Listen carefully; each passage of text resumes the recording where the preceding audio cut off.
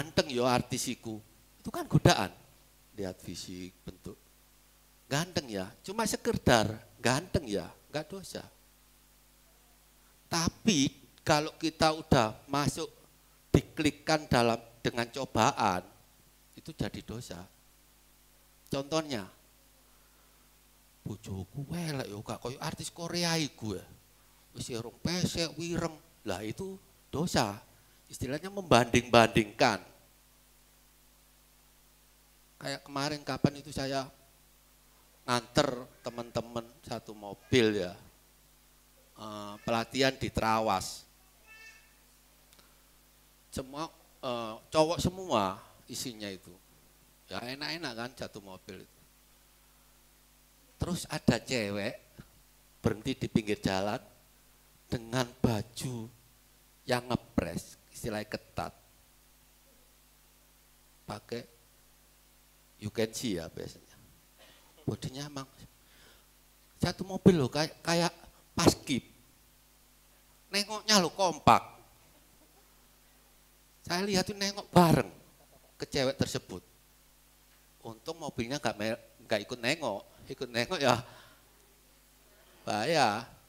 Saya cuma ngelirik aja, nengok kan bahaya. Tak lihat itu kompak nengoknya. Nah, itu godaan kan. Cuma kalau udah masuk ke cobaan itu yang bahaya. Kena penyakit danio. Susah tahu ya bahasa Sulawesi. Enggak tahu. Ya wis, nanti saya kasih pelajaran sendiri. Kena danio tadi jatuh dalam dosa. Nah, di sini bagaimana kita biasanya di gereja besar sih godaan itu lebih besar atau anak muda biasa sih godaannya. Yang lebih berat lagi itu nikah yang udah usia 25 kayak saya ini. Kalau oh ya saya kesaksian ya lupa kelewat kemarin kejadian kemarin. Saya waktu nganter ke Surabaya itu pulang kan habis makan pulang. Nah anak saya kan bawa sepeda. Gimana Dik? Kamu taruh kos saja sepedamu bareng aja. Ke Mojokerto naik mobil. Terus ke kos sama Esther. Boncengan ke kos saya ikuti dari belakang, saya tunggu kan masuk ya di gang gitu. Saya nunggu di tepi jalan, karena agak jauh. Yang gelisah siapa saudara? Chandra? Gelisah. Kemarin waktu Esther sama Cindy ke kosan lama balik, kamu tidur gak gelisah? Oh bangun ya waktu itu. Fandi? Gak gelisah. Yang gelisah Mas Yuga ternyata. Turun dari mobil, bawa HP, lihat gang. Mondar-mandir gini. Mak, itu jauh ya kos-kosannya? Dijawab nyonya, deket kok Mas. Saya jawab, deket kalau naik motor. Kalau jalan lumayan. Terus jalan lagi ke gang. Dilihat, Pak ada tahlilan gangnya buntu. Mas juga tanya itu ada orang. Terus nyonya, ada jalan lain Mas. Gak diam gelisah. Jauh tak Pak? Ya lumayan. Terus mungkin dikabari Esther. Ternyata agak jauh. Loh itu loh. Kalau orang udah ada hubungan khusus, mesti jauh dikit gelisah. Pertahankan itu sampai nanti tua. Ya seperti itu harusnya. Esther juga gitu, sama kok. Waktu acara, gak tahu di dalam kan, acara apa itu? Pelajaran itu, apa? Saya kan gak ngikut ya, khususan seminar keuangan ya. Cindy cerita, kan duduknya pisah ya, saya kan gak tahu di dalam, pisah. Tapi Mbak Esther apa? Bolak-balik nengok ke belakang, nengok ke belakang. Cindy enak, gak hilang gak maester, sakmono kok hilang. Itu sama, jadi saya minta pertahankan sampai nanti.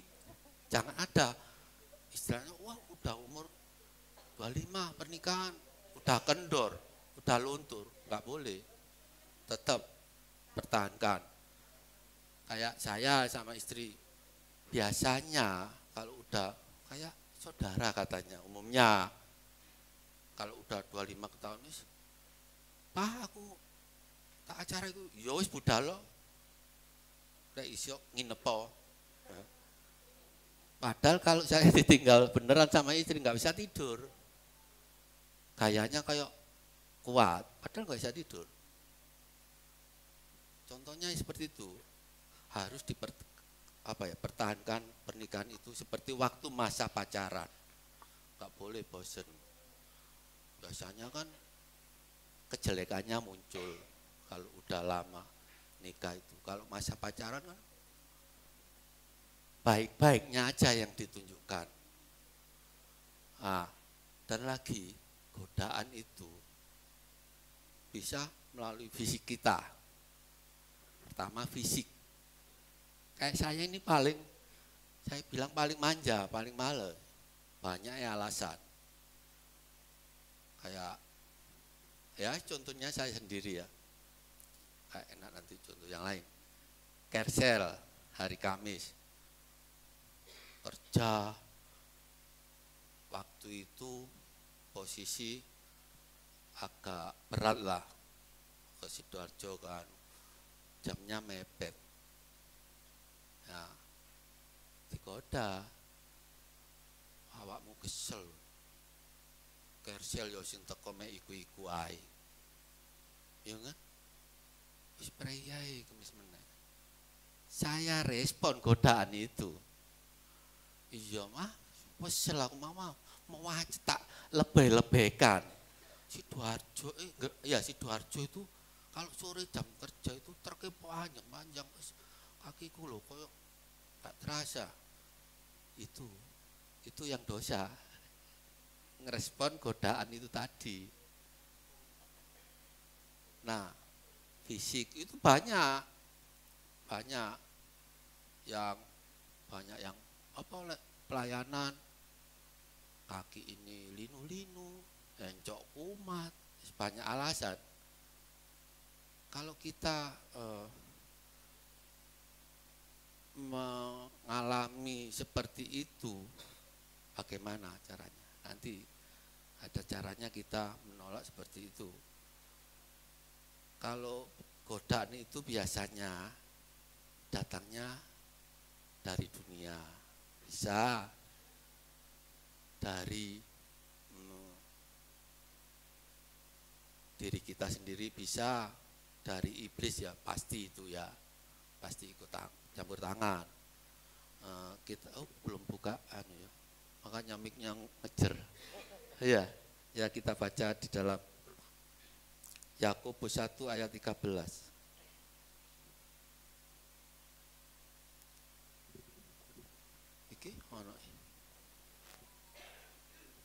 Punya saya ya Bu. Gak izin. Yakobus 1 ayat 13. Apabila seorang dicobai, janganlah ia berkata, pencobaan ini datang dari Allah. Sebab Allah tidak dapat dicobai oleh yang jahat, dan ia sendiri tidak mencobai siapapun. Datangnya dari si jahat, tapi seizin Allah. Datangnya pasti dari jahat, dari dunia bisa. Godaan yang besar, orang punya uang apa enggak? Itu enggak punya uang, godaannya terbesar mana ini? Yang kaya apa yang miskin? Yang kaya. Lebih besar godaannya. Godaan itu satu paket saudara sama cobaan itu ternyata. Tapi cobaan itu ya bisa mendatangkan berkat juga.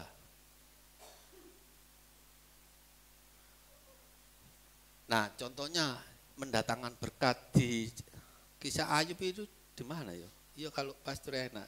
Ayub ini kisah Ayub. Nah,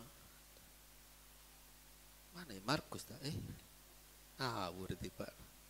Kisah Ayub cobaan kan diizinkan Tuhan. Ayub itu luar biasa ya cobaannya. Harta habis, anak habis, istri lari ya. Ayub sendiri loh sakit. Nah, tapi dia bertahan dengan cobaan itu. Endingnya kan, wah, dikembalikan Tuhan. Apa ya, istilah gambarkan gini loh.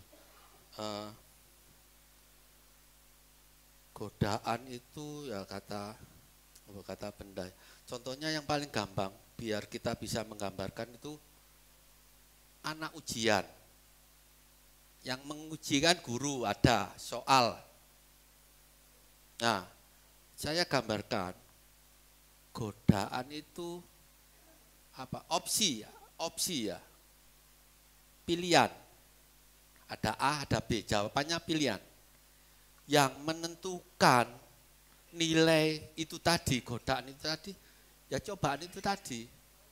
Jadi kita nilainya itu hasilnya godaan tadi. Kita merespon yang A apa yang B, yang benar apa yang salah.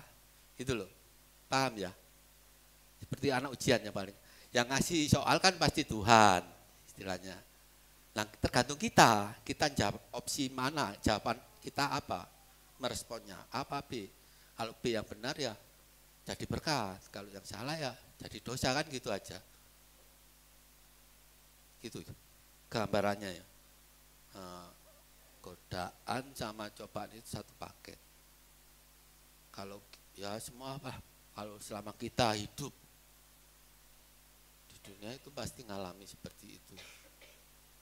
Kayak kemarin sakit ya, kita bersyukur, tetap bersyukur.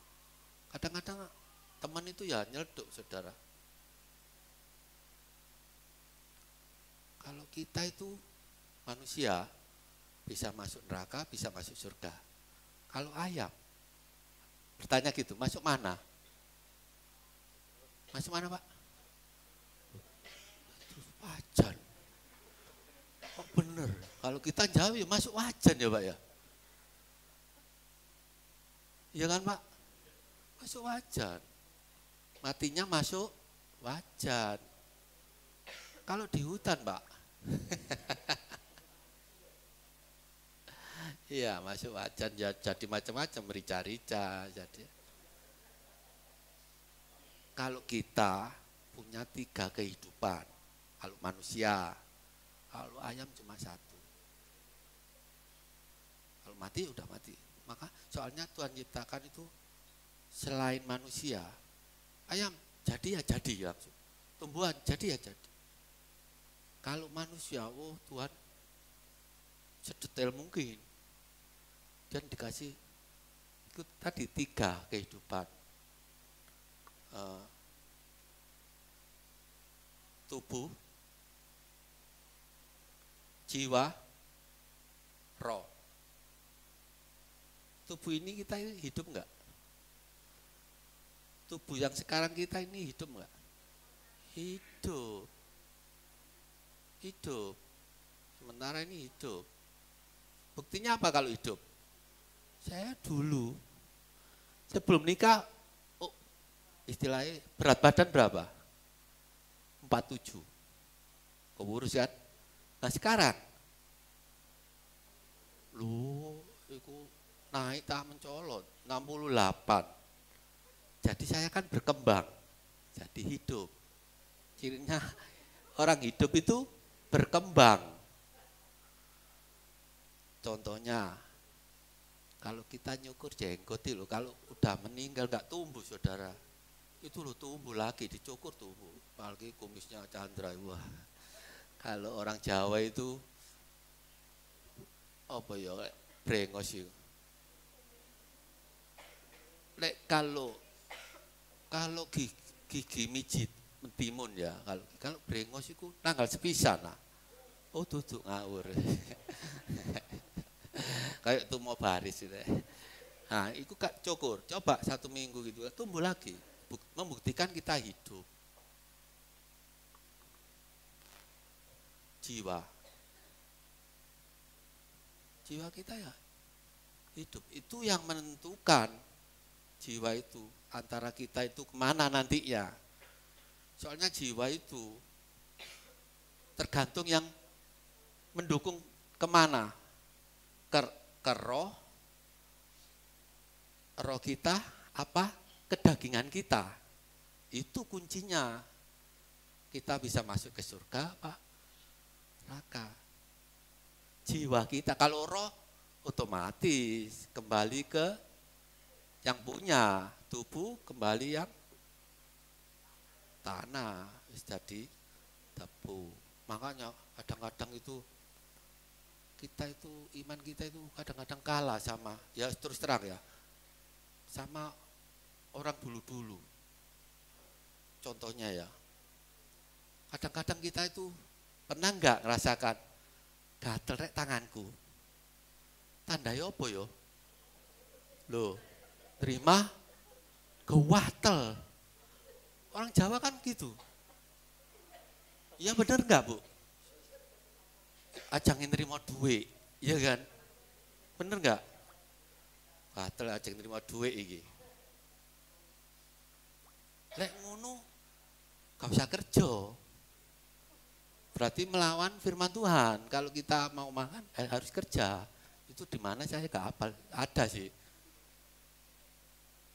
Kalau kita disuruh kerja, gak boleh nganggur. Anak Tuhan seperti itu. Coba kalau gatel terima uang, berarti orang Korengan ini lah kaya. Belek ya. Wah iki wong sultan iki. Gak tangan tok, sak awak. Apa gak soge? Loh. Makanya orang Jawa itu, makanya kadang-kadang kita percaya pasti.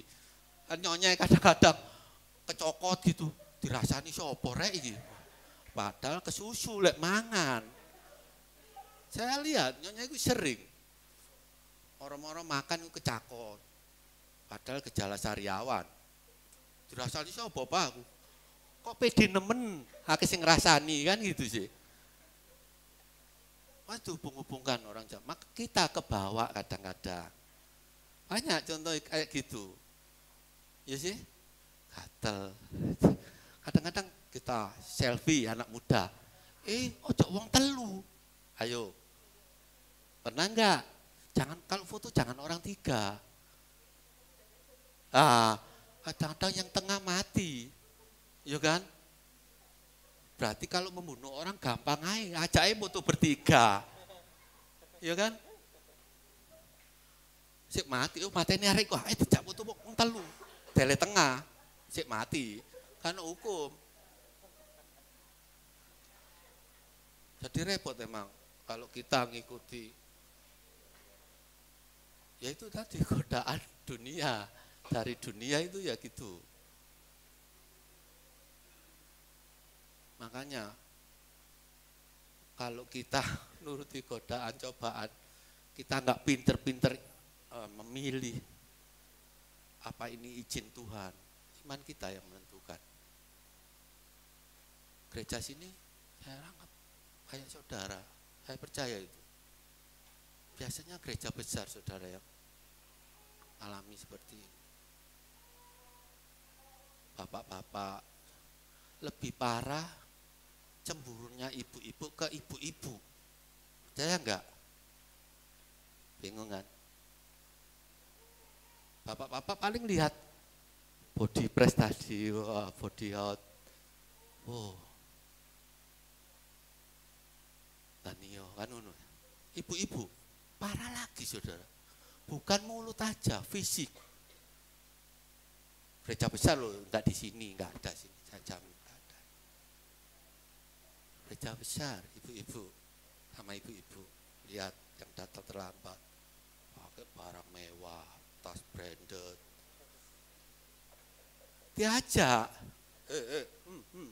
wah gitu,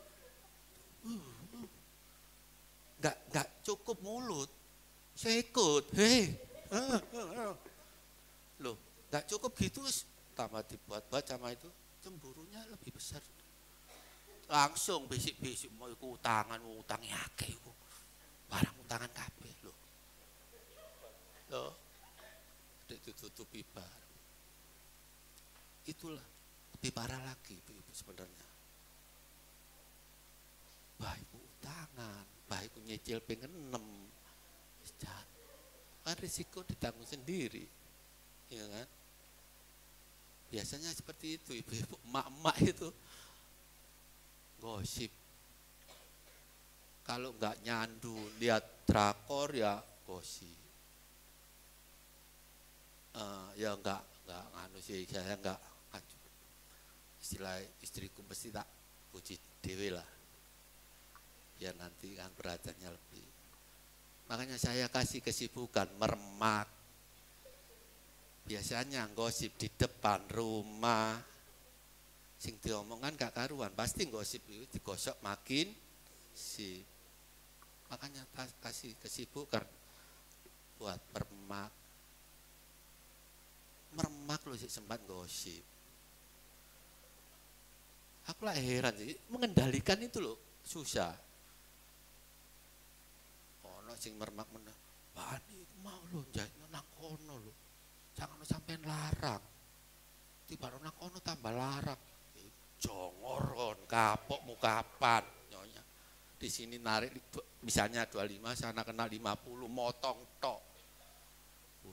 Cerita nyonya. Karo nyonya, kan dia adu-adu.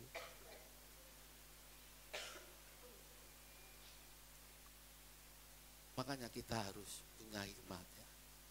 Jangan sampai ke bawah godaan tadi. Jatuh ke cobaan. Boleh ujian, cobaan itu datang, tapi tetap mengandalkan Tuhan. Siapa aja ngalami kok. Kita harus cepat-cepat metanoia.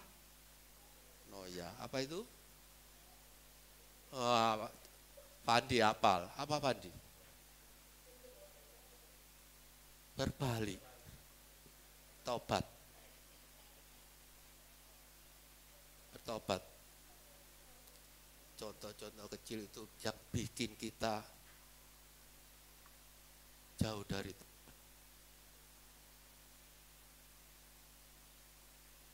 Kalau di sini nggak ada, saya jamin. Di sana banyak. Ya, pencobaan fisik bisa, jiwa, kejiwaan kita bisa kena goda juga. Semua bisa, rohani kita bisa mengalami godaan. Kita yang punya cucu, punya anak kecil kayak Bu Sri, saya harap kayak siapa itu? Apa? Yani itu anaknya kecil ya. Siapa itu namanya? Felix. Oh. Felix.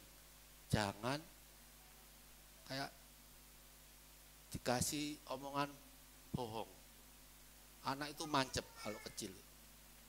Ini ada cerita ya. Seorang kepala desa, dia terhormat lah, orang pangkat lah. Dia punya anak kecil itu. Dia maunya kencing itu mesti diantar bapaknya, nggak mau sama siapa-siapa. Nah, ada rapat apa-apa, dia ikut, mesti minta antar. Bapak, antar kencing saya. Pokoknya mau kencing itu minta bapaknya, nggak mau siapa, ibunya nggak mau. Lama-lama kan bapaknya malu ya. Seorang pimpinan kok mau nganter anaknya kencing. Dia menyiasati supaya dia gak malu di depan umum.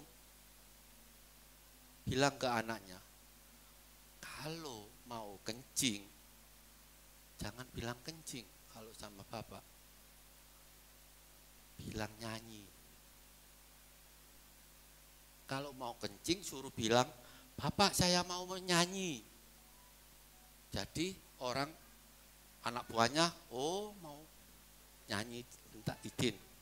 Setiap dia sekarang mau kencing bilang menyanyi. Pak saya mau menyanyi. Tahu bapaknya, soalnya yang ngajari dia berbohong bapaknya. Suatu saat dia sama omnya, bapaknya luar kota, ada rapat kerja. Malam saudara sama omnya, om, saya mau nyanyi. Hei, ini udah malam kok nyanyi. Berisik, gak boleh, besok aja nyanyi. Berhenti. Om, saya gak tahan, mau nyanyi. Kamu ini udah malam-malam kok mau nyanyi. Dimarahi tetangga. Maksa anak itu ke omnya mau nyanyi. Ya udah, nyanyi pelan-pelan di telinga om. Apa yang terjadi? Kencingnya pelan-pelan loh, kaget. Yang salah siapa ini? Bapaknya ngajari bohong kan. Yang kasihan jadi korban omnya. Nggak tahu kalau nyanyi itu kencing. Ya enak kan, ya nyanyi pelan-pelan ke telinga om. Kelomo saudara. Makanya jangan sampai anak kecil diurui bohong. Bohong itu biasa nutupi kebohongan lagi. Pasti ya nutupi lagi, mencari pembenaran. Pasti itu. Kayak saya ditegur. Kemarin ngapain nggak pastor? Gak kersel. Sakit pastor. Padahal nyonya nggak tahu ngobrol sama pastor. Pastor satu saat ketemu nyonya. Loh Pak Hari kemarin sakit ah. Enggak pastor loh. Terus pastor ketemu saya. Loh kata nyonya enggak itu loh. Saya belum cerita ke nyonya. Loh bohong lagi kan. Saya sakit saya enggak belum cerita ke nyonya pastor. Loh bohong, tutupi bohong.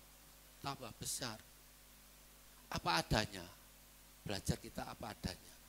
Itu enak entah enggak, entah susah. Cerita apa adanya. Nah itu ke jiwa ya. Ke jiwa kita. Godaan itu sangat besar. Kita harus punya cara untuk mengalahkannya. Kita enak ya baca dikit ya. Coba kita ini masuk ke yang ketiga itu pencobaan rohani ya. Matius 6 ayat 24.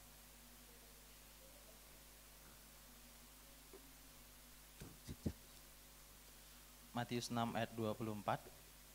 Tak seorang pun dapat mengabdi kepada dua tuan. Karena jika demikian, ia akan membenci yang seorang dan mengasihi yang lain. Atau ia akan setia kepada yang seorang dan tidak mengindahkan yang lain. Kamu tidak dapat mengabdi kepada Allah dan kepada Mamon. Kita punya roh. Bisa nggak kita ngabdi dua tuan? Pasti nggak bisa. Kalau bisa, dia pasti bermuka dua. Itu dipaksakan. Contohnya saya di kantor aja. Saya punya direktur utama sama direktur, istilahnya wakil ya. Sopir itu nggak enaknya seperti itu Pak Petrus. Jadi curhatan para bos. Padahal saya dewe yang ngeluh, ngrasakno awakku dhewe ngono lho. Curhat, oh Pak iku lek gawe motor saenake mesti lek gawe Jumat. Sabtu Minggu libur kan? Pasti dipakai. Jumat itu pun jam kerja makainya. Itu pun dengan sopirnya. Itu wakilnya curhat sama saya. Loh nopo Pak? Eling nopo Pak Hari? Loh, saya ini loh siapa ngingatkan direktur itu. Salah-salah meneh aku kae entuk balik.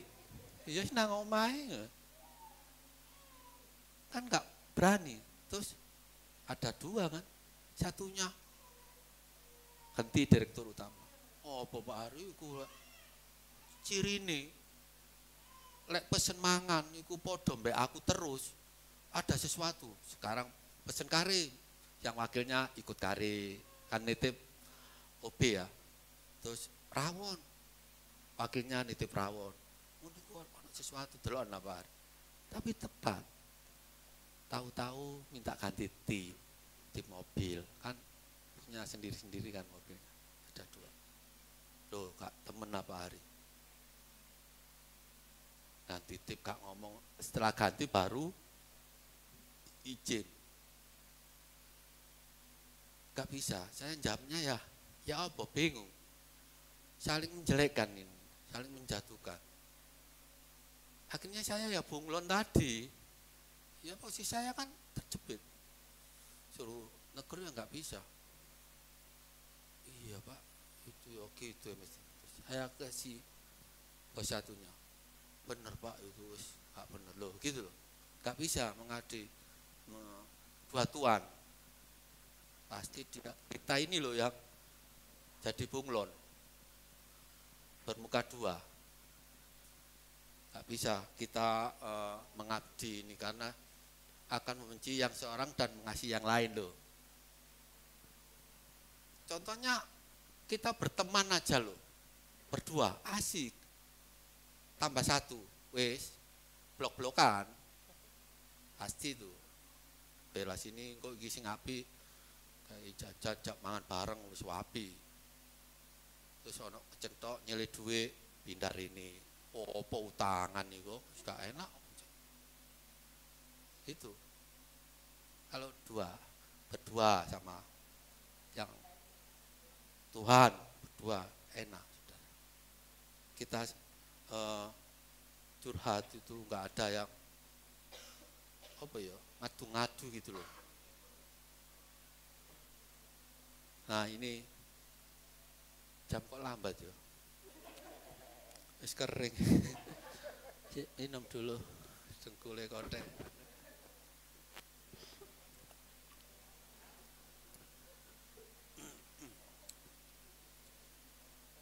Kita harus bertobat.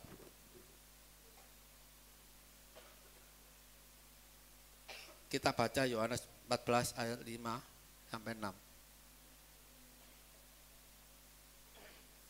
Bertobat tadi berbalik. Pastor pernah mengajarkan ya. Yohanes 14 ayat 5 dan 6. Ayat 5. Kata Thomas kepadanya, Tuhan, kami tidak tahu kemana engkau pergi. Jadi, bagaimana kami tahu jalan ke situ? Kata Yesus kepadanya, Akulah jalan dan kebenaran dan hidup. Tidak ada seorang pun yang datang kepada Bapa kalau tidak melalui aku. Jalannya cuma satu. Kalau kita bertobat dan jalannya cuma Yesus. Yesus adalah kebenaran ya dan hidup. Contohnya seperti pohon anggur ya. Kita harus nempel di pokoknya. Pohonnya. Kita kan rantingnya. Tapi kalau kita asal melekat juga enggak akan berbuah.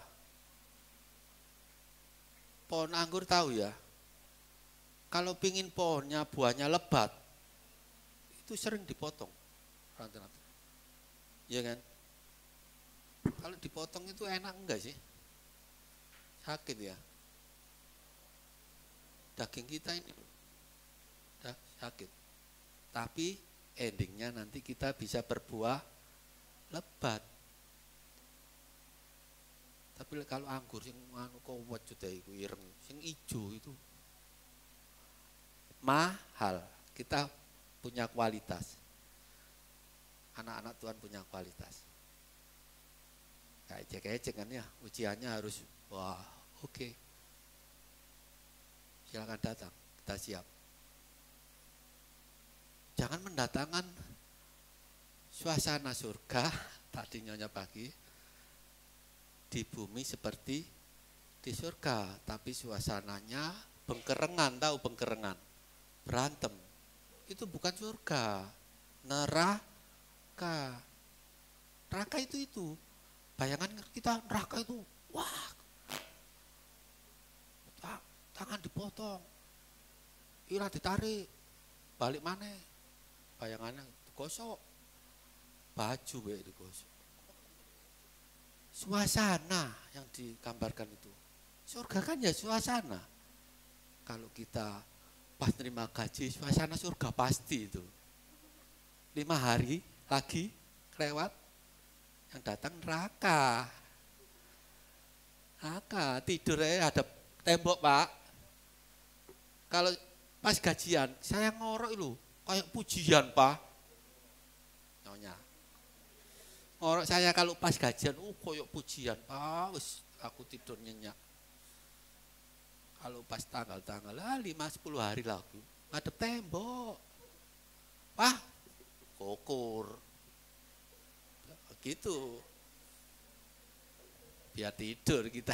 Kalau kokur kan kayaknya nggak bisa tidur, jadi belum ngorok. Kalau tidur dulu kan aman. Ya, suasana surga, neraka itu suasana. Bukan kita benar-benar ya apa, menakutkan.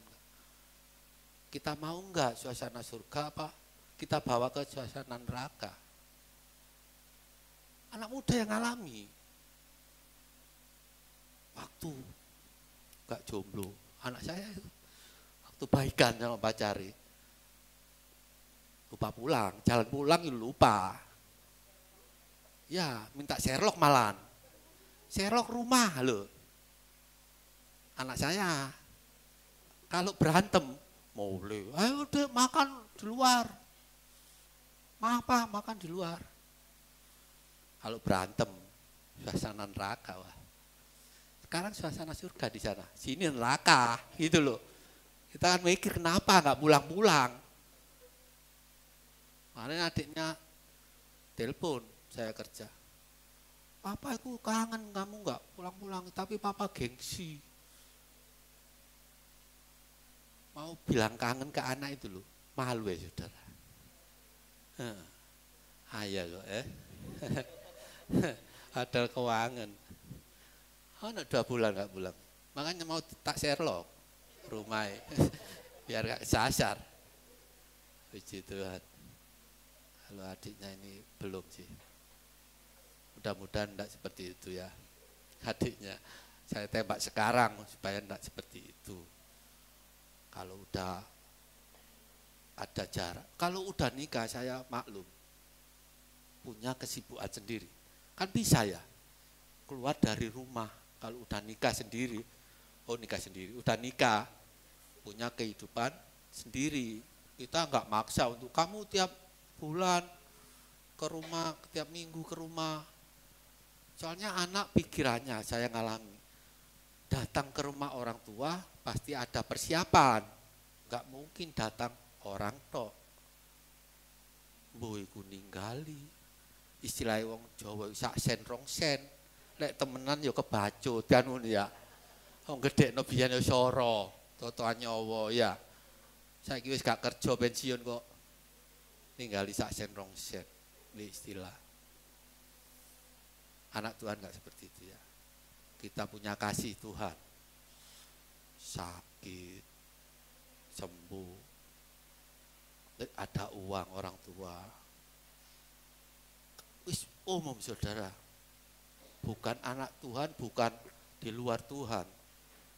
Kalau orang tua dikabari, meni bagi-bagi warisan, anak yang jauh Pak ya, padahal bagi warisan itu Minggu. Senin wis datang. Senin 1 minggu sebelumnya itu wis datang nginep. Coba, kalau bapakmu ibumu loro, aksi gak krungu. Sampai megap-megap lo gurung teko.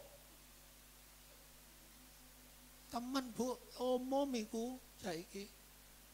Lek krungu loro iku tambah suwi Bu aku. Wis gak ono waktu. Wis tak transfer ae. yo jenenge orang tua yang nggak punya uang, nggak punya pemasukan, dapat kabar, tak transfer aja, seneng kan saudara. Itu kan ya juga obat ya, yang lagi saya. Weh itu transfer aku diomong no, tunggu, wah mari kita transfer anakku. Jaka wetek 75.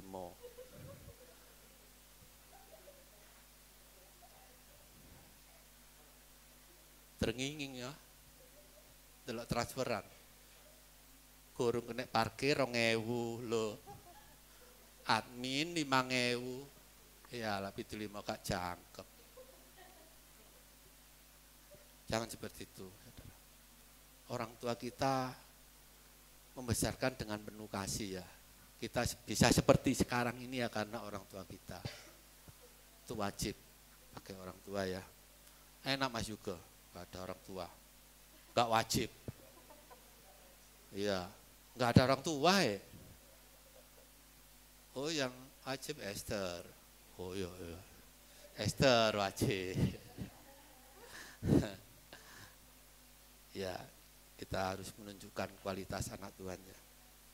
Ya kita akan bagaimana caranya mengatasi godaan cobaan itu. Pertama melekat pada Tuhan. Itu mengatasi cara kita. Itu tadi seperti anggur, melekat. Apapun keadaan kita,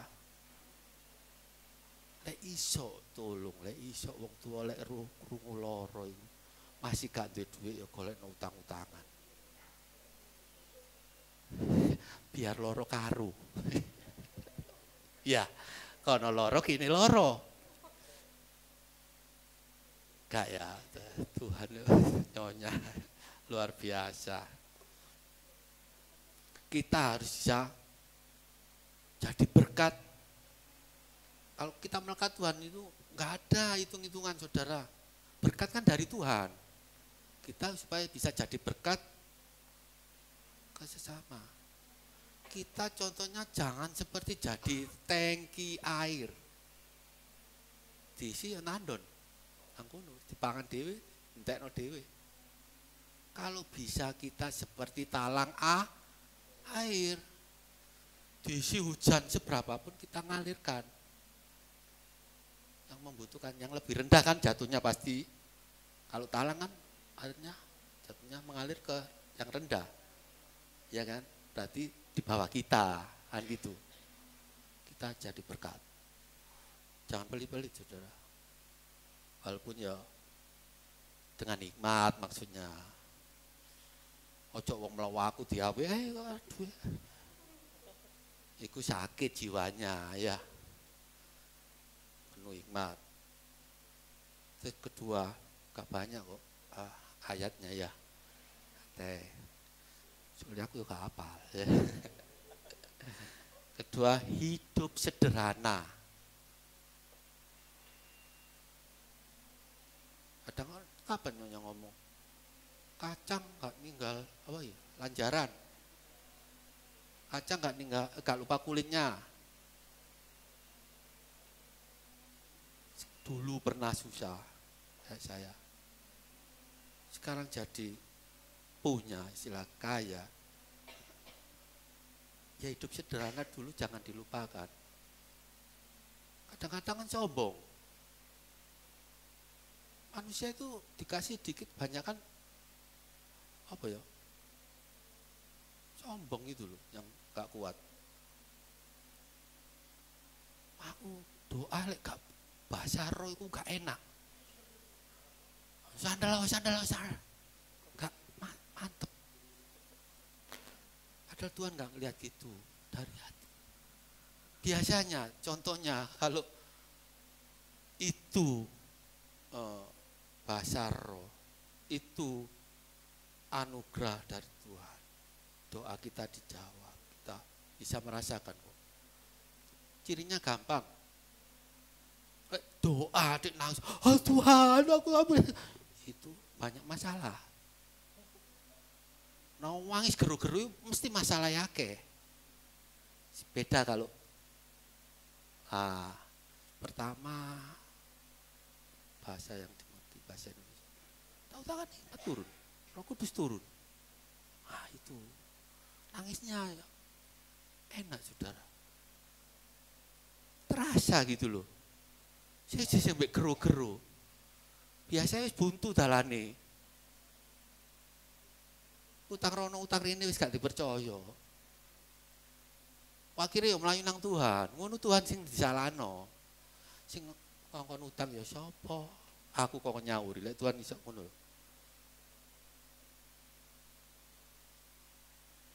Emang kita nggak lepas dari masalah. Nah itu Adam aja wis manusia ciptaan pertama itu wis jatuh dosa kok. Iya kan?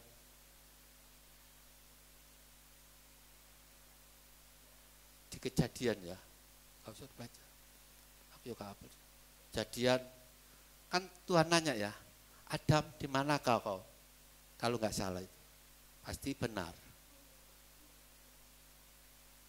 Tuhan kok tanya? Waktu jalan-jalan cari Adam, kok nggak ada? Tuhan di mana kau? Berarti Tuhan tahu nggak?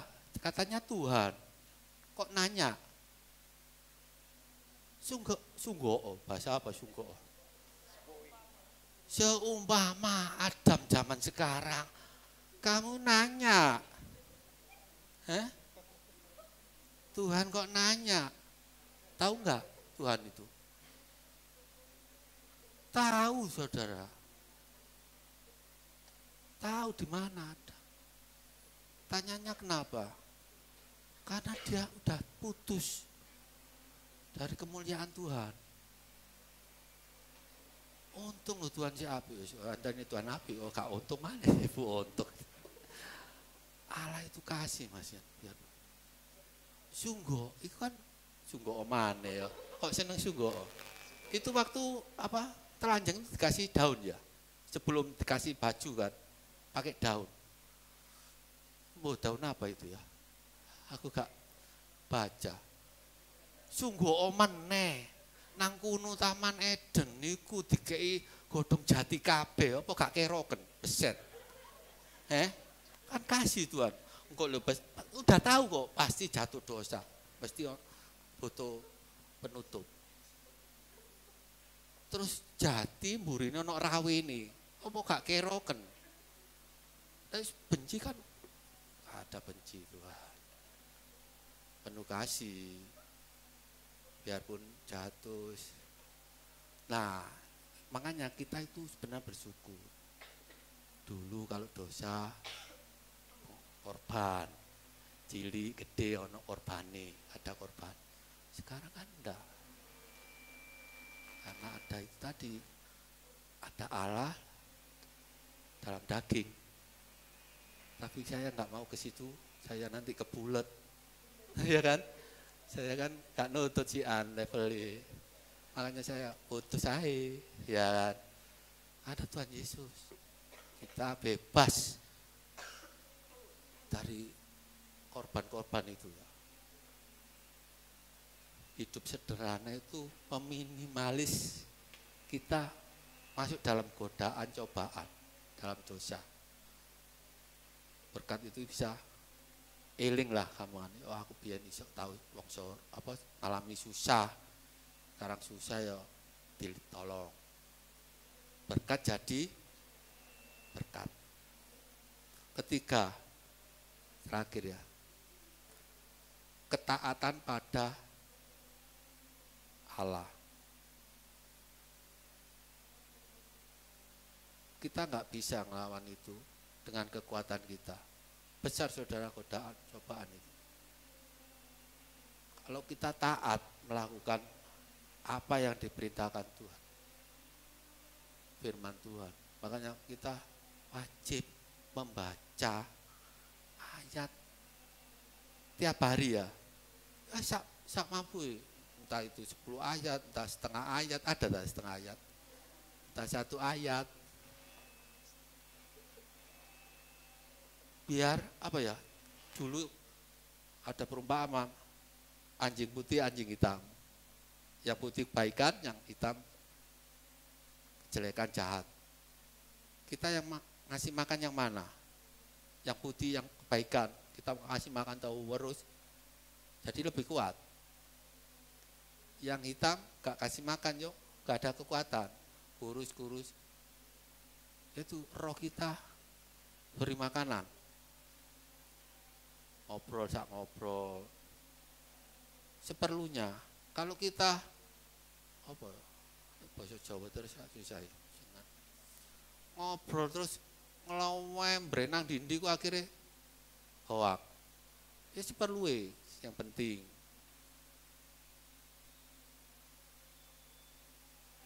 Ketaatan itu ya membawa kita hidup damai. Taat, gak melenceng rono, gak melenceng kayak tadi, biarpun ada bawa di sing penting ini, paling gak kok susah ya Pak. Menghilangkan gak noleh ngono iku lho, wangil. Padahal wong nyabrang. Yo iki gak istilahnya gak munafik yo.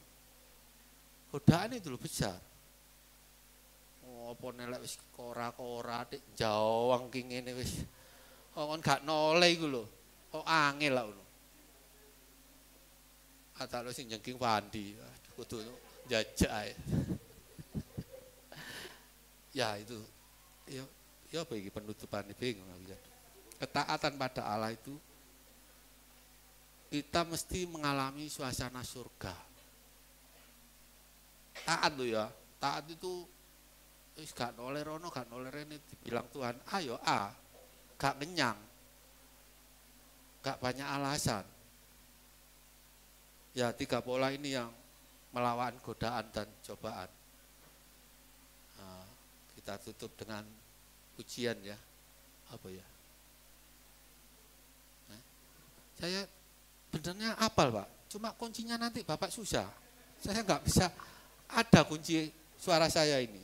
Ya, yang main musik.